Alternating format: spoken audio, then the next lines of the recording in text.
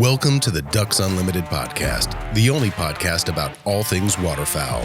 From hunting insights to science-based discussions about ducks, geese, and issues affecting waterfowl and wetlands conservation in North America, we bring the resource to you.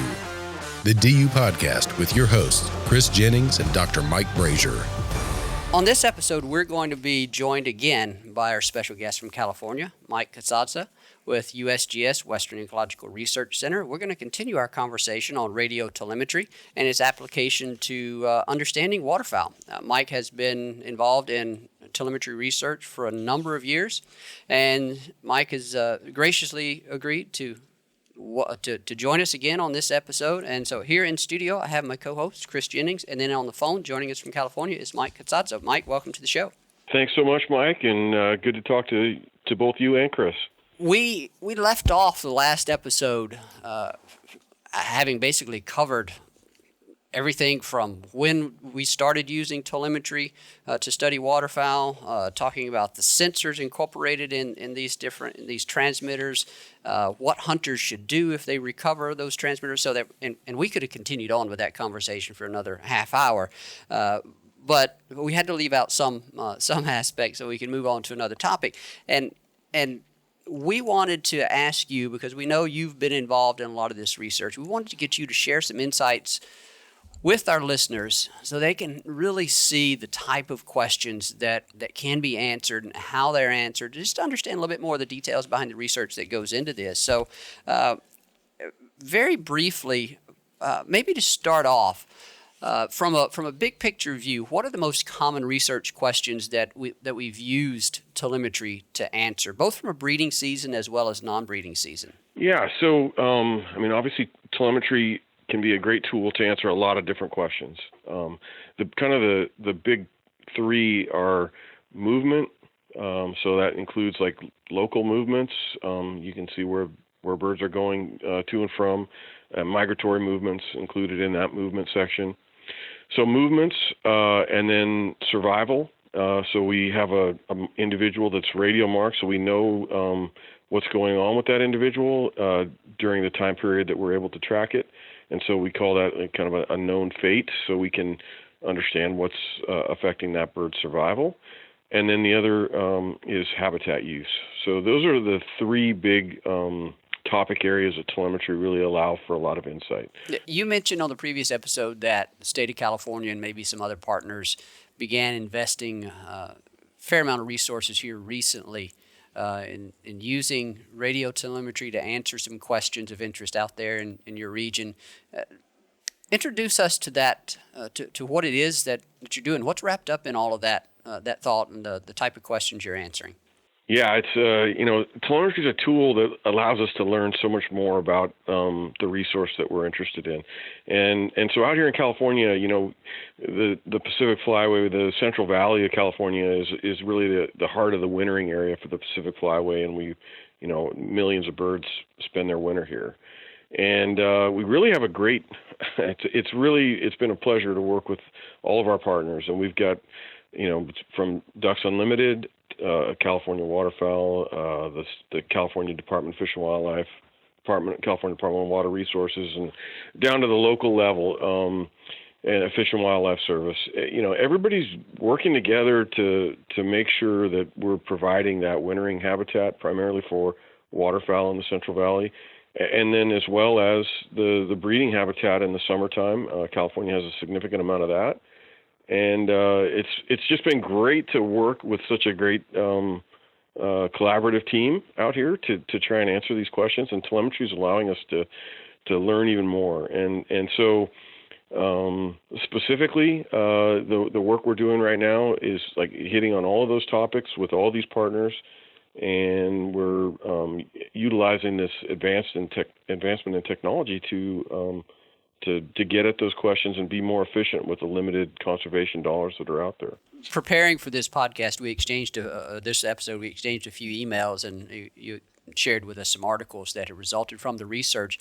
One of which dealt with some really fine scale habitat use. We'll get into that in a minute. But you shared a publication with me that I had not seen yet. It was maybe from, I don't know if it was earlier this year or what, but it spoke about how you use this the new GPS, GSM, this high spatial resolution location data to estimate flight speed of different waterfowl species. So that's a topic that I'm sure is going to be of interest. We always have a piece in the magazine about some sort of quiz about how fast waterfowl fly, but you've actually for the first time in many years put some additional data to that question. So tell us a little about that. Yeah, well, the really great thing about these new transmitters, you get locations much more frequently. So you can get locations, every 15 or 30, even every 30 minutes, even faster than that, depending on the battery level of the transmitter. So it allows us to monitor how fast a bird's moving, for instance, from point A to point B. And a lot of the literature, it's kind of interesting. We just thought, well, a lot of the literature shows the flight speed, and a lot of it's recorded from just guys out in their pickup trucks driving alongside birds that are flying and writing down how fast they were going, and how whether the birds were keeping up or not. And it's coming back from even back to the 40s and 50s.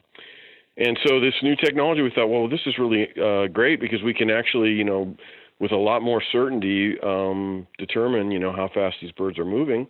And we can look at when they're migrating versus when they're making local movements, say within the valley here, or on their trip for a pintail, maybe up to the prairies. And we can compare those flight speeds as well. Yeah, that's funny you brought up that. I was reading the white paper on this, and it has the observational data that's provided, and it has reviewed in Cook 1933. And I just kind of looked at Mike, and I was like, I wonder how they were actually doing that. Like, was he just standing there using 2 points and kind of doing the math on it, or like you said, maybe in a truck, it sounds like, or who knows? But I'm sure the new technology has really solidified the ability to get that correct speed for sure. Yeah, and it gives us a lot more confidence in those estimates, and we can, we monitor on several different individuals, and you can have a fairly robust data set now with these new transmitters, and be pretty confident that they really are flying at this at this speed, and they're upwards of 80 kilometers an hour for some of the bigger ducks, and it's really interesting. And then that data can be used to kind of populate some of these energetic models that folks are using, because flight is very energetically costly, and so knowing how fast and how far individuals are flying, we can get an estimate of how many calories they're burning, and going between feeding and roosting areas, and what it's going to take to keep them healthy and in good shape for the breeding season.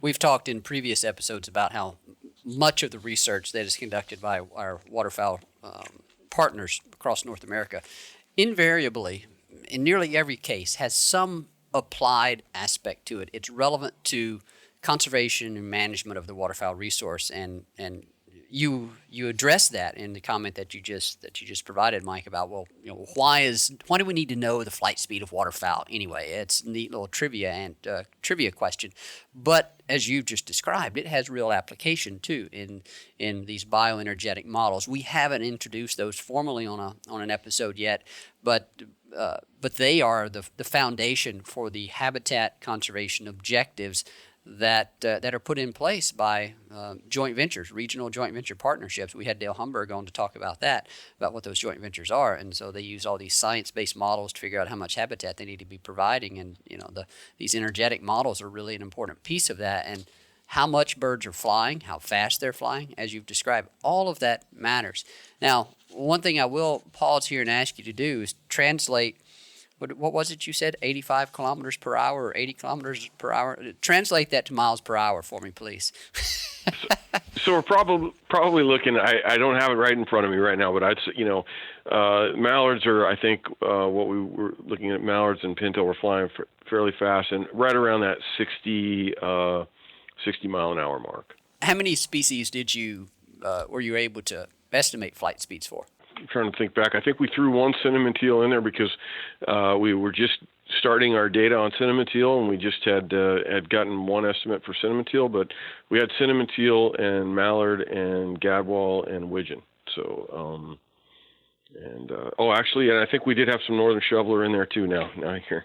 Yeah. Do you remember how those speeds fell out among species? I looked at that paper last week, but I can't recall. The bigger ducks are faster, and the smaller ducks are a little bit slower. I think that's the general gradient. You can correct me if I'm wrong. I don't have it sitting in front of me, but that's the trend. It surprisingly looked like the shoveler moved pretty quick. That's interesting. Yes. And those you were able to get like flight speeds for migratory events as well as shorter distance movements. Is that correct? Yeah, and basically, it's a little harder to get those shorter distance movements because if you're only getting a location every say 30 minutes, if they finish their movement, let's say they fly for 28 of those minutes and maybe land a little early, you're going to estimate a little bit slower flight speed. Whereas the migratory flights, they'll fly for hours and hours at a time. So, you have much less chance of getting any on the ground time with those flights. You weren't able to then estimate flight speed as green-winged teal are approaching and buzzing your decoys versus mallards when they're coming in. No, but I'm not going to put that past us. I think that's definitely going to be something that we'll look at going forward. We just marked green-winged teal, which I think are the first green-wings that have been marked with GPS GSM transmitters. We marked some this past September. And they're doing really well, and we're getting a lot of data from those. So I'll be looking forward to reporting some flight speeds for greenwings soon, too. You've mentioned it a few times, and I just want to pause right here just to ensure folks know what we're talking about. When you say GPS, GSM, the GPS is the global positioning system. You get that level of precision around the location. And the GSM, I don't know what GSM stands for, but it's basically that cellular tower network. These things record GPS level locations, accuracy of the locations, and they communicate that information back to you through the cell towers. I know we've covered that in detail on the previous episode, but in case anyone's listening to this for the first time, so I just want to make sure we're clear on that. Anything else exciting or noteworthy from that study on the flight speed? I think we're really excited to now incorporate that in with the joint venture, and that's using those estimates and some of the other estimates for some of the movement stuff that we're finding, working closely with the joint venture, as you mentioned.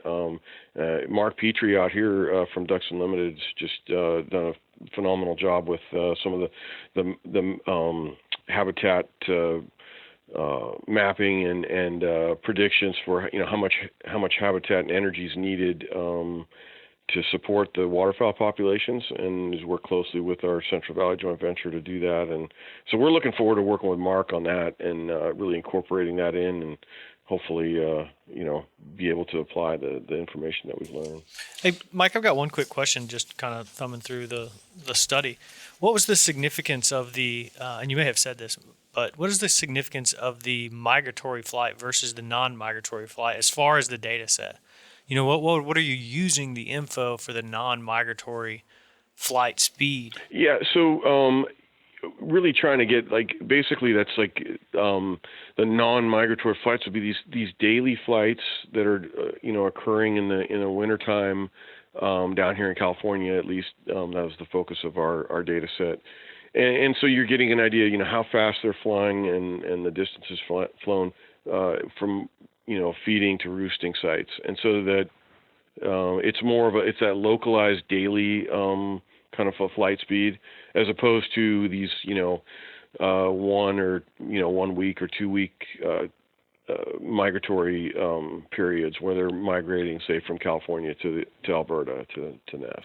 But that information is useful in those bioenergetic models, the same as the migration. Yeah, kind of that local distribution information that would be. Yeah, I'd almost say it's more. To me, it's almost more interesting, is because we're looking at how much energy is on the landscape in the Central Valley.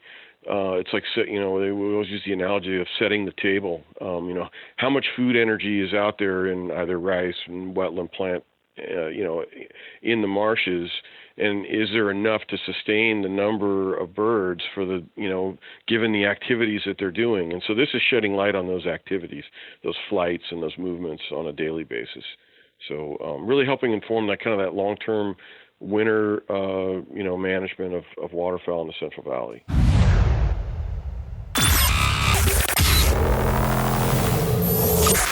The Ducks Unlimited Expo, May 15th, 16th, and 17th, 2020 at the Texas Motor Speedway in Fort Worth, Texas. Interactive villages, shooting, archery, dogs, fishing, kayak, canoe, 4x4 off-road tracks, ATV, UTV track, industry experts, demonstrations, exhibitors, and more. The Ducks Unlimited Expo, everything outdoors. The ultimate playground for the outdoor enthusiast. The Ducks Unlimited Expo. Visit www.duckexpo.com.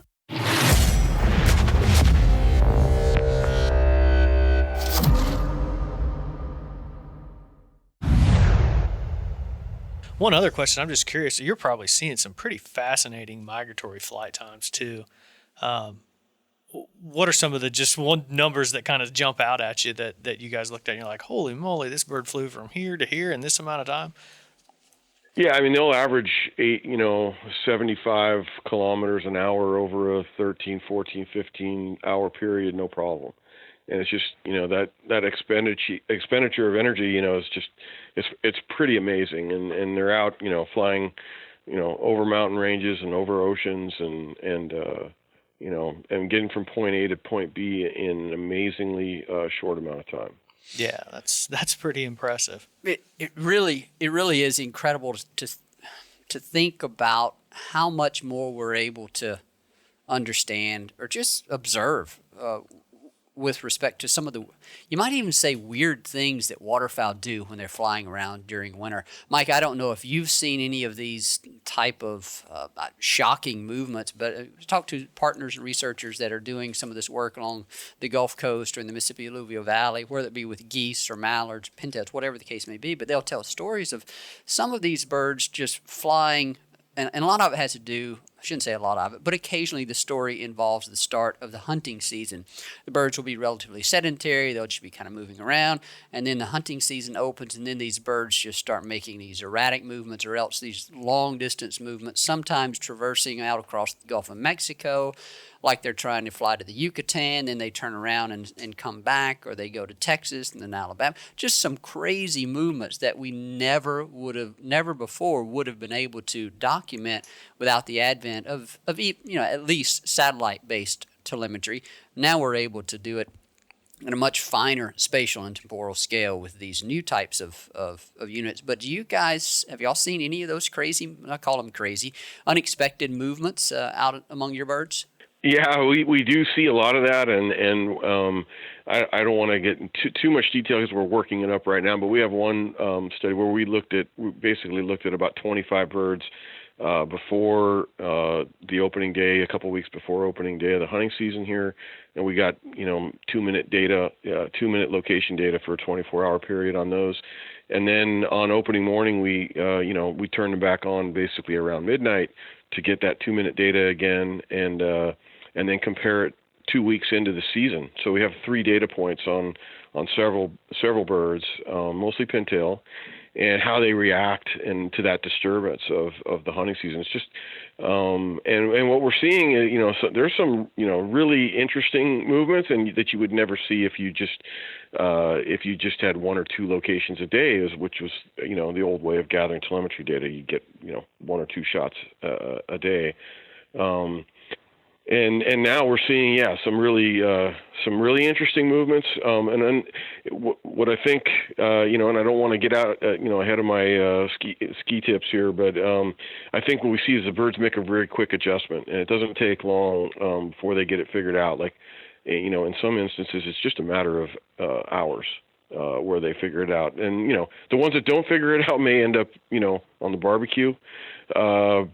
But most of them do. I mean, we had, of all those birds, I think we had 1 bird of the ones that we were able to monitor at that level. Just one of our birds was harvested. Are you seeing, and maybe you can't share this, but are you seeing birds do any kind of movement from the Central Valley of California into the Intermountain West, let's say midwinter, or do they go from the Central Valley down to Mexico midwinter?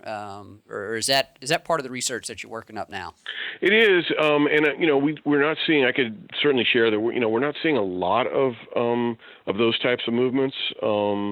We have cinnamon teal marked across the West right now. We marked them in 7 western states, and the cinnamon teal that we mark in California tend to stay in California. We've had a few move down into Mexico. We had our first one actually move into Mexico from California, whereas most of the other states that we marked the cinnamon teal had representative teal move down into Mexico over the winter.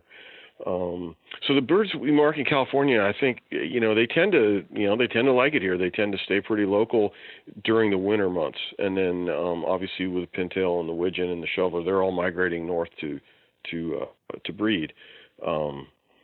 But yeah, I know we do see some movements out. It's not quite as much as I had expected. I mean, I could share with you, we marked some pintail. So we marked a pintail, female pintail here in the wintertime. When we say winter, like we marked her in September. She spent the winter here, then went up to Alberta, Saskatchewan to breed. And then the next winter she spent it down on the Gulf Coast. And she was down pretty much as far south on the Gulf South tip of Louisiana down there as she could go. And then the next summer breeding up in the Canadian prairies again, and then decided to winter in California. So she's hopping back and forth between flyways, between winters and breeding seasons, and just didn't really expect to see. The banding data didn't indicate that we'd see much of that, and that's been kind of an eye-opening thing to look at. Yeah, that's really cool. And I was gonna ask you that question, if you had some of your ducks that were jumping flyways. We had one a couple years ago that was reported. Actually, someone in our Sacramento office, their like brother-in-law or something, had harvested a banded bird in the Central Valley, but it was from Japan. So kind of a cool story there. That thing had done some traveling for sure. But I was just going to ask if you have some of your pintails or any species kind of hopping flyways and going some odd places that you wouldn't expect, because I'm sure you see that. It sounds like you do. Yeah, no, we absolutely do. And these transmitters have given us the ability to see it probably even more than ever before. We definitely have a strong connection to Russia. A lot with some of the geese that we've marked. Obviously, going to Wrangel Island, Russia is a common spot for the snow geese here in California. We had one of our hen pintail look like she nested in Siberia this last breeding season. So we have these jumps between flyways, between continents, and a definite connection on some of these coastal areas with getting over. We haven't seen any in Japan, but Russia certainly is a common spot for some of the pintail and snow geese. Some of the Ross geese that we marked here in the Central Valley, they go up into their breeding areas in the Arctic, and then down to and then spend the next winter have been down more in the Central Flyway in Colorado and through the Central Flyway states. So we see switching of flyways for those geese is pretty common as well. Mike, are y'all marking mostly females, or is there a mix of males in there with your sample? We tend, because the sample size is limited and we try and stay consistent, so we end up tending to go towards females, because we always want to know where they're nesting, and females tend to, adult females tend to be, usually the main driver in populations, waterfowl populations, in terms of population size. So we tend to, have a higher proportion of females marked, and then also for like here in California, we're also working on our local nesters, and so for those we're catching them on nests. So obviously it's all female. So the mallard and gadwall populations that we mark are primarily females. We do mark some drake mallards. We have not marked any drake gadwall yet.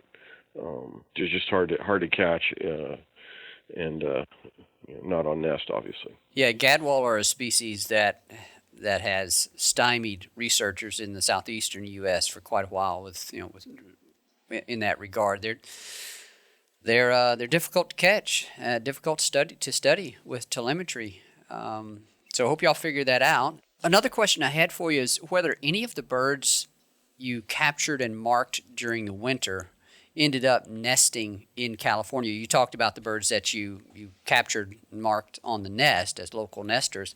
Did any other birds stick around that you captured in winter? That's a good question. I'm trying to think. I think primarily it really is, it's sort of a self-fulfilling prophecy, because for the most part, when we're marking, when we say winter, our winter capture is just prior to the hunting season, so it's really August, September, and we're marking the birds as widgeon, American widgeon, and pintail and shoveler as they arrive, and I think for the most part, none of those have stayed to breed in California. We've had a few of the male pintail hang out and stay over the course of the breeding season, and not, maybe travel as far north as, the Klamath Basin, and not all the way up to the prairies. But for the most part, the females that we marked in the fall, the non-mallard and non-gadwall, they tend to nest in the other regions and migrate. Mike, we haven't even touched on this other study that y'all recently completed, or it's a data analysis and publication y'all produced or the data came from the telemetry that you're describing, this high spatial resolution, high temporal resolution data. You're able to understand these real fine scale movements of waterfowl, fine scale habitat use, and I know that research was pretty interesting. You found some things that were a bit unexpected. So maybe in just a couple of minutes, what were the take homes from that? Traditionally we've studied waterfowl and these habitat use questions, and we thought they moved over large areas, but from my reading of that study, y'all found something a little bit different, didn't you? Yeah, we did. We expected to see some pretty good, pretty large scale movements. Obviously, the ducks have the ability to fly great distances relatively quickly, as we show with the flight speed paper. But what we found was, for the most part, their daily movements were quite small, like, less than. Pintail of the birds we looked at, pintail, mallard, and gadwall, the pintail moved the most, and mallard and gadwall less than that, but still not very much. I mean, less than on an average 24-hour day. If you added up a distance moved between every 30 minutes, it was less than 12 kilometers, I think, for pintail on average. Or right around 12 kilometers, and then significantly less than that for mallard and gadwall. And so, we just didn't see the amount of movement that we thought we would see, and based on some of our other previous VHF telemetry work, we thought we'd see a little bit greater movement. And I think there's a couple quick explanations for that. One is that all the work from all the partners doing some really good habitat work and creating habitat and spreading it out around the Central Valley. We're providing a pretty decent habitat base. They're not having to move as far as you might expect to get the resources that they need. And then the conditions here in California are pretty nice. It's a Mediterranean climate, so there's not a lot of weather events that are causing the birds that force them to move. That's the whole intersection between waterfowl movements and weather is an entirely different topic. We had Matt Kaminsky on, and he was giving me on a previous episode, and he was kind of giving me the lowdown on what he looks for in terms of weather patterns that make waterfowl move. And so maybe we'll get you back on at some other point to discuss some of the other findings coming out of your research, as well, to delve a little bit in more depth on the whole weather, how weather influences those movements. I'd love to hear more about that as informed by some of your telemetry. So before we conclude, I want to emphasize again the point that we made at the end of the previous episode, that if a hunter harvests one of these birds, has a telemetry in it or attached to it, they're not going to get in trouble. We encourage them, we implore them, to report that bird, report it to the bird banding lab, because it's going to have one of the other standard aluminum leg bands, but then also to report it to whomever the researcher is that's doing the research using that transmitter, should it have one. And then the information, that contact information, is usually going to be on a separate leg band, or it's going to be on the transmitter itself. And Mike, as you were describing on that previous episode, usually the researchers will go out of their way to provide detailed information on what that bird did. They'll provide a dummy transmitter, but most importantly, the hunter's not in trouble. The hunter is to be thanked for returning that, reporting that, and like we do with bands, we urge all hunters that encounter these birds to return the device, call it in. Yeah, I appreciate that plug. That's great. Yeah, absolutely. Definitely was second everything you just said. Thanks, Mike, for joining us. It's been my pleasure. I thank you guys for getting the word out on all the work we're doing, and I really appreciate it. Special thanks to our guest on this episode, Mike Casazza, research wildlife biologist with USGS out in California. I also thank my co-host Chris Jennings for joining us on this episode, and as always, Clay Baird, our producer, who does a great job getting these out to you, our listeners. And thank you, our listeners, for joining us. Thanks for sharing your time with us. Let us know how we're doing. Let us know what you think of the podcast. You can submit comments at dupodcast@ducks.org. Or submit comments wherever you get your podcast. Let us know how we're doing. And thanks, as always, for your commitment to wetlands and waterfowl conservation.